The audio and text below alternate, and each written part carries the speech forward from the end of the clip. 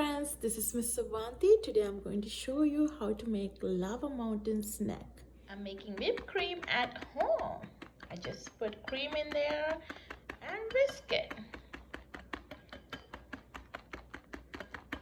We have melted chocolate, strawberries, and I made my own whipped cream at home.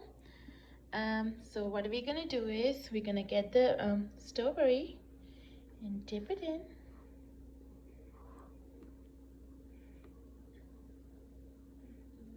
Just like this.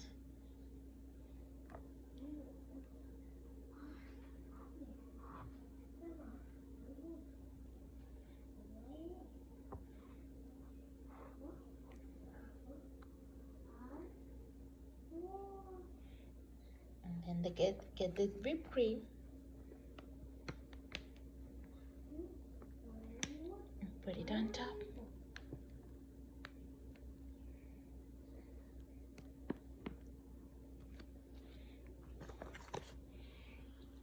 This is our lava mountain snack. Hope you will make it and enjoy it at home. Thanks for watching.